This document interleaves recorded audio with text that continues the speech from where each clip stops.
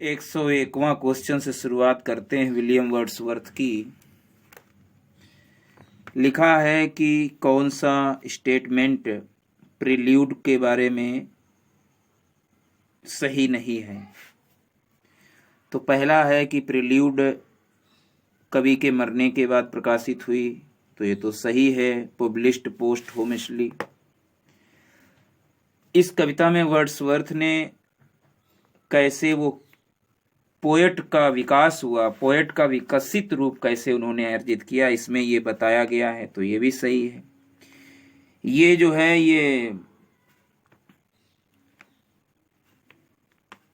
14 बुकों में प्रकाशित हुई एक क्रूशियल स्टेज है पोएट की, और नेचुरल सीनरी के बारे में बताता है, आध्यात्मिक और मोरल और इमेजिनेटिव नेचर के बारे में विकासित रूप के रूप में बताता है, तो ये भी कथन सही है। जैसे मिचेल कविता the old Cumberland beggar, she dwelt among the untrodden ways, Nutting इत्यादि कविता की तरह इसका हाईलाइट ऑफ दिस वॉल्यूम, इस वॉल्यूम की सबसे हाईलाइट्स कविताएं थी, तो ये भी सही है बिल्कुल प्रिल्यूड के बारे में। तो इसमें इज नॉट ट्रू, डी वाला जो है ये सही नहीं है, बाकी तीनों ऊपर वाले सही हैं। डी वाला जैसे ये प्रिल्यूड उसका मरने के बाद प्रकाशित हुई, तो ये भी सही है। वर्ड्सवर्थ पोएट के रूप में कैसे विकसित हुआ, ये भी सही है। और 14 बुक्स में प्रकाशित है crucial stage, the poet celebrates the Sublime natural scenery in developing spiritual and moral and imaginative nature, ये तीनों सही हैं। लेकिन ये चौथा जो पॉइंट है, मिचेल कविता, दी ओल्ड क्यूम्बरलैंड बेगर कविता, she dwelt among the untrodden ways और नटिंग जैसी कविताएं इस वॉल्यूम की हाईलाइट हैं, तो ये गलत है। एंड जो ये Michael the old Cumberland beggar, she dwelt among the untrodden ways, ये कविताएं जो 1800 में लिरिकल वैलेट्स छपा हुआ था, 1798 में वो जो सेकेंड एडिशन आया ना 1800 में, तो उसकी ये फेमस कविताएं थी।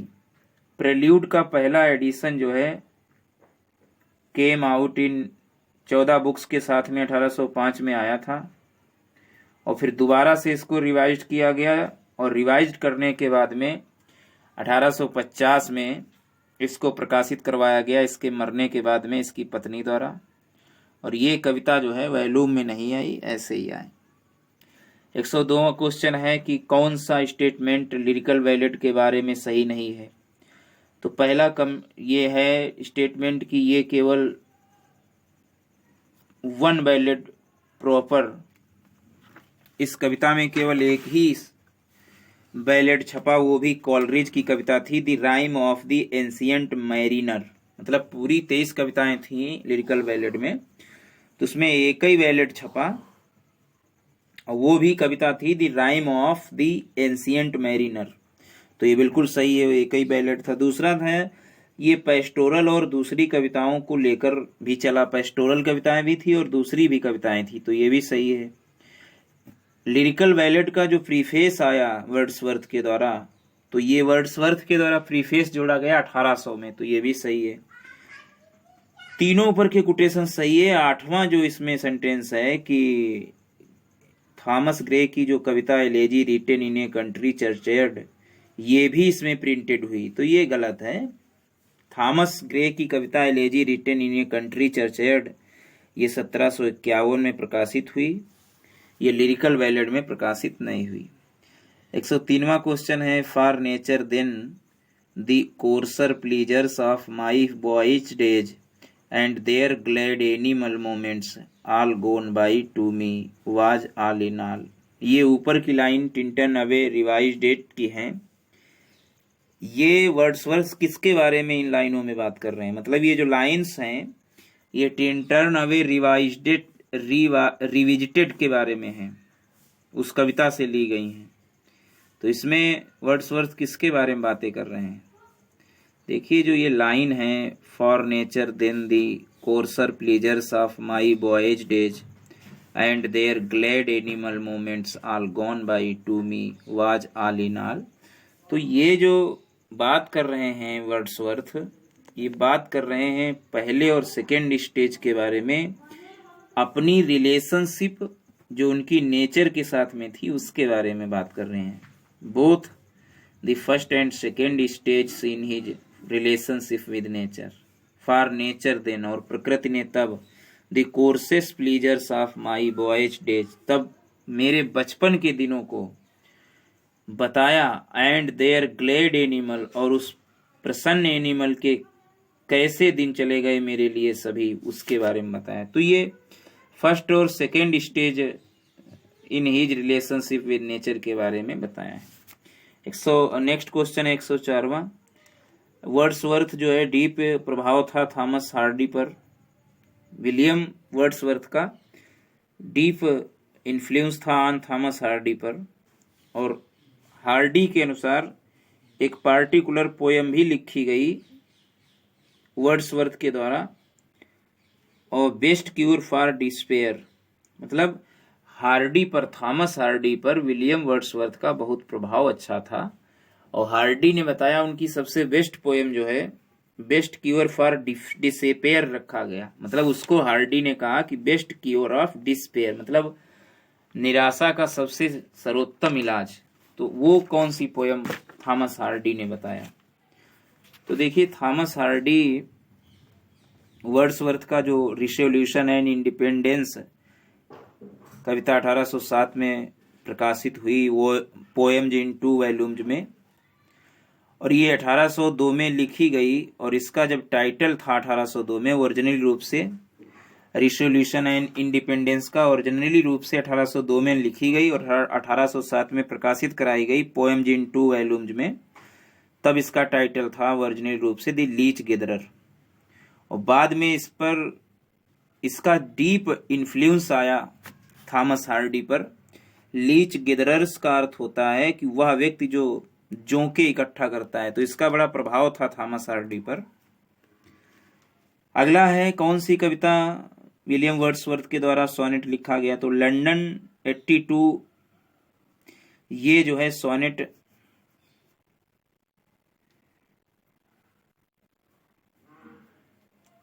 के बारे में नहीं है। लंदन 82 जॉन मिल्टन के बारे में है। The word is too much with us, ये सोनेट तो है लेकिन सोनेट पर नहीं सोनेट है। एक इनका है विलियम वर्ड्सवर्थ का, nuns fret not at their convent's narrow room, 1807 में लिखी गई है, प्रकाशित भी कराई गई। Nuns fret not at their convent's narrow room, तो ये जो है सोनेट है और इसका सब्जेक्ट भी सोनेट है। मतलब सोनेट पर यह कविता, सोनेट लिखा गया, सोनेट के बारे में सोनेट लिखा गया 1807 में, जिसका नाम है nuns fret not at their convent's narrow room.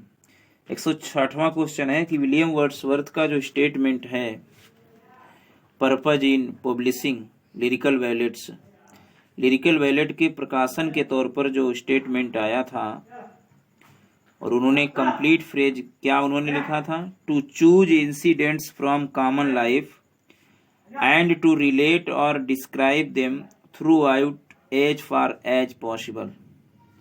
देखिए, वर्ड्सवर्थ का जो स्टेटमेंट आया था अपने प्रीफेस में लिरिकल बैलेट्स का, जो लिरिकल बैलेट्स में उन्होंने 1800 में प्रीफेस अपना जोड़ा था 1800 में, तो उन्होंने लिखा था to choose incidents from common life, मतलब चूज करो घटनाएं कॉमन लाइफ से और उनको जोड़ो और उनको डिस्क्राइब करो, उनको किससे? जीवन से संपूर्णता के साथ में जोड़ो, और जहां तक संभव हो भाषा का सिलेक्शन भी जो आदमियों के द्वारा वास्तविक भाषा जो लोगों के लिए द्वारा बोली जाती है, ज्यादा दिखावा ना करो अच्छी अच्छी भाषा का, जो लोगों की भाषा है, रूरल भाषा है, उसका प्रयोग करो। तो ये बात उन्होंने कही थी selection really used by man के द्वारा। मतलब ये लिरिकल सेंटेंस पूरा हुआ था, पूरा सेंटेंस हुआ to choose incidents from common life and to relate और describe them throughout as far as possible in a selection of language really used by man. 107वां क्वेश्चन है कि प्रेल्यूड यद्यपि लिखना तो 1799 से ही शुरू कर दिया था और 1805 में फर्स्ट वर्जन इसका फिनिश्ड हो गया था, लेकिन प्रकाशित कब तक नहीं हुई, तो 1850 में, मतलब 1799 में लिखना शुरू हुआ और फर्स्ट वर्जन 1805 में फिनिश हो गया, लेकिन उसकी मृत्यु के बाद में उसकी पत्नी के द्वारा 1850 में प्रकाशित करवाई गई। अगला क्वेश्चन है 108वां कि जो वर्ड्सवर्थ का प्रिल्यूड है उसमें जो विनेडर का पुत्र है वो प्रभावित किससे होता है। देखिए, जो वर्ड्सवर्थ का प्रिल्यूड है 1805 से 50 के मध्य में, तो उसमें द बॉय ऑफ विनेंडर ये प्रभावित होता है म्यूटनेस से। जो बॉय ऑफ विनेंडर होता है, WINANDER, विनेंडर होता है, वो म्यूटनेस से, मतलब ब्लाइंडनेस से नहीं प्रभावित होता है, डीफनेस से नहीं, वो म्यूटनेस है। जो विनेंडर का पुत्र है वो जो है बोल नहीं पाता है, म्यूटनेस है। अगला है कौन सा ब्रिटिश विश्वविद्यालय विलियम वर्ड्सवर्थ का प्रिल्यूड है, मतलब कौन सा ब्रिटिश विश्वविद्यालय विलियम वर्ड्सवर्थ के प्रिल्यूड में दिखाया गया है। देखो, प्रिलियड एक ऑटोबायोग्राफिकल पोएम है, ब्लैंक वर्स में लिखी गई है। सचमुच रूप से इसमें परिचय दिया गया है रिक्ल्यूज का। प्रिल्यूड एक पर्सनल पोएम भी है। वर्ड्सवर्थ ने इसको 1799 में 28 की उम्र से शुरुआत किया और कंटिन्यू इस कार्य को अपने जीवन भर करते रहे, लिखते रहे इस पर। कभी भी उन्होंने इसको टाइटल नहीं दिया था प्रिल्यूड को, इन्होंने सिर्फ ये कहा था the poem on the growth of my own mind, मतलब मेरा स्वयं का, the poem on the growth of my own mind की उपज है। ये 3 महीने बाद इनकी मृत्यु के बाद में प्रकाशित हुई और फाइनल नेम जो है इनकी पत्नी के द्वारा, मैरी के द्वारा दिया गया प्रिल्यूड। और इसमें 14 बुक्स में प्रकाशित हुई। तो इसमें बुक नंबर 6 में जो नाम आया है विश्वविद्यालय का वो कैम्ब्रिज विश्वविद्यालय का आया है और आल्पस विश्वविद्यालय का आया है, कैम्ब्रिज एंड द आल्पस। तो इसमें जो है कैम्ब्रिज विश्वविद्यालय के बाद में आई, कैम्ब्रिज विश्वविद्यालय के बारे में बातचीत हुई है। अगला क्वेश्चन है 110वां। Wordsworth comes out of a mood of despondency in his poem Resolution and Independence by interacting with A। कह रहा है कि वर्ड्सवर्थ ने रिसोल्यूशन और इंडिपेंडेंस कविता में, अपनी कविता में एक डिस्पेंडेंसी मूड का वर्णन किया है। तो किसके मूड का? तो देखिए, जो पोयम रिसोल्यूशन और इंडिपेंडेंस है वो एक वर्ड्सवर्थ के वास्तविक मिलन से प्रभावित है और उनका वास्तविक मिलन एक लीच गिदरर से होता है 30 अक्टूबर 1800 में। जोंक पकड़ने वाला व्यक्ति मिला होगा 30 अक्टूबर 1800 में, जो उनके घर के पास में, जो उनका घर डव कॉटेज इन ग्रेसमेयर में है उसके पास में वो रहता है, मिला था। और इस प्रकार ये कविता जो है मई 1802 तक लिखी गई। जैसा कि आप लोग जानते हैं कि ये कविता जो है मई 1802 में तक लिखी गई। और जब वर्ड्सवर्थ ने अनुभव किया डिस्पोंडेंसी का, तो वो डिस्पोंडेंसी इस कविता में दिखाई गई है। और जब वो टहल रहे होते हैं बार्टन बेल, जो पानी के नियर में आता है, बार्टन बेल फेल में टहल रहे होते हैं वर्ड्सवर्थ, तब उस लीच गिदरर की याद आ जाती है। और ये जो वॉकिंग इनकी होती है, तो वॉकिंग करते समय इनको पुरानी याद आ जाती है, ट्रिंक्विलिटी एंड एसोसिएटेड। और तब वो लीच गिदरर को जो 2 साल पहले मिला था उसके बारे में अपना करंट एक्सपीरियंस करते हैं, मतलब पानी के पास में गए तब वो जोंक पकड़ने वाले की याद आई और जैसा उन्होंने अनुभव किया तो उस लीच गिदरर के माध्यम से उन्होंने कहा है। तो इसमें इंटरेक्टिंग विद ए लीच गिदरर होगा। 111वां क्वेश्चन है कि कौन सी कविता में कहा गया है the naked and the native dignity of man. ये जो है किसके द्वारा कहा गया है? नंगा और native dignity of man, man की नंगापन और native dignity that poetry should portrait, मतलब वह कौन किसकी कविता जो है ये कहती है the naked and native dignity, तो ये कविता कहती है वर्ड्सवर्थ की। That poetry should portray the naked and native dignity of man, ये प्रोनाउंस किया गया है विलियम वर्ड्सवर्थ के द्वारा। The naked and native dignity of man. 112वां क्वेश्चन है, where exactly did Wordsworth first espy the 10,000 daffodils mention in his poem Daffodils, मतलब कहाँ वर्ड्सवर्थ ने पहली ही नज़र में बताया है कि उन्होंने 10,000 डैफोडिल्स देख लिए एक ही नज़र में। देखिए, लेक के पास में यानी घाटी के पास में, झील के पास में, पेड़ों के नीचे एग्जैक्टली जहाँ वर्ड्सवर्थ पहली बार में स्पाई हुए हैं तो वहाँ 10,000 डैफोडिल्स का वर्णन किया है अपनी कविता डैफोडिल्स में। डैफोडिल्स एक लिरिक पोयम है और वर्ड्सवर्थ का बहुत ही मोस्ट फेमस वर्क है। ये कविता जो है एक घटना से इंस्पायर है और घटना ये 15 अप्रैल 1802 को हुई थी।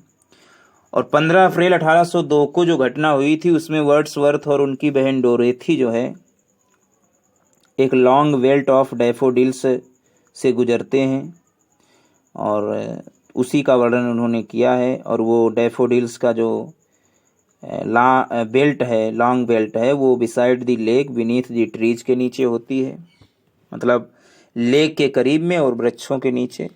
और ये कविता 1807 में पोएम्स इन 2 वॉल्यूम्स में प्रकाशित हुई थी। 113वां क्वेश्चन है, वर्ड्सवर्थ के अनुसार daffodils flash upon his inward आई, कब हुआ फ्लैश अपॉन हिज इनवर्ड आई? देखिए, विलियम वर्ड्सवर्थ के द्वारा जब वह एक वैकेंट एंड पेंसिव मूड में होता है तब डैफोडिल्स उसको इनवर्ड आई देते हैं, मतलब अंदर से विश्वास देते हैं जब वो पेंसिव मूड में होता है, वैकेंट एंड पेंसिव मूड। तो when he is in a vacant and pensive mood में होते हैं तब daffodils flash upon his inward eye, तब जो है डैफोडिल्स उसको इनवर्ड आई देते हैं, अंदर की आंख देते हैं, अर्थात अंदर से उसको साहस देते हैं। अगला क्वेश्चन है 114वां, लाइन लिखी है, दे flash upon the inward eye which is the bliss of solitude, है तब वो हमें अंदर से विश्वास देते हैं और वह विश्वास अकेले में एक वरदान जैसा मालूम पड़ता है। ये लाइन डैफोडिल्स से हैं। तो फ्लैशेस अपॉन द इनवर्ड आई क्या है? तो ये डैफोडिल्स है, मतलब कौन देता है, मतलब फ्लैशेस अपॉन दी इनवर्ड आई में जो फ्लैशेस कौन करता है? तो फ्लैशेस डैफोडिल्स करते हैं, अभी हमने बताया। The daffodils flashes upon the inward eye, ये पोएम जो है 1802 में लिखी गई और प्रकाशित कराई गई 1807 में 2 वॉल्यूम में। ये बहुत ही शुरुआती लाइन इसकी ऐसे है, I wandered lonely as a cloud, ये बताती है कि कविता शुरुआत अकेले में घूम रहा है कवि बादलों की तरह निरुद्देश। ये वास्तव में उसकी भाई जॉन की मृत्यु पर लिखी गई है, लॉनलीनेस, मतलब जब उसका भाई खत्म हो गया था तो अकेलेपन के कारण लिखी गई। 115वां है कि poetry is emotion recollected in tranquillity, ये कौन कहता है? पोट्री भावों का रिकलेक्टेड है, जमावड़ा है, किसमें? ट्रंक्विलिटी, अंतरात्मा में। तो ये लिखा गया है वर्ड्सवर्थ के द्वारा। 116वां क्वेश्चन है, poetry sheds no tears such as angels weep but natural and human tears are lines, ये किसके द्वारा कहा गया है कि पोट्री जो है आंसू नहीं होते हैं पोट्री में, बल्कि एंजल्स इसमें रोते हैं, लेकिन प्राकृतिक और मानवीय आंखों से। देवदूत रोते हैं प्राकृतिक और मानवीय आंखों से, इसमें कविता में कोई कवि अभी नहीं रोता है। तो ये लाइन कही गई है विलियम वर्ड्सवर्थ के द्वारा। और कब कही गई है ये लाइन? ये लिरिकल बैलेड के प्रीफेस में 1800 में कही गई है कि poetry sheds no tears such as angels weep but natural and human tears, हैं पोट्री के पास में कोई आंसू नहीं होते हैं जहाँ तक एंजल्स रोते हैं, लेकिन नेचुरल और ह्यूमन आंसुओं से। 117वां क्वेश्चन है विलियम वर्ड्स का जन्म कब हुआ? तो विलियम वर्ड्सवर्थ का जन्म 7 अप्रैल 1770 में कॉकरमाउथ क्यूम्बरलैंड में हुआ।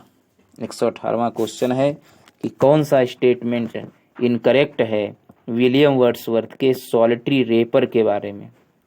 देखिए, सॉलिटरी रेपर एक बैलेड है 4 स्टेंजा का, तो ये तो सही बात है।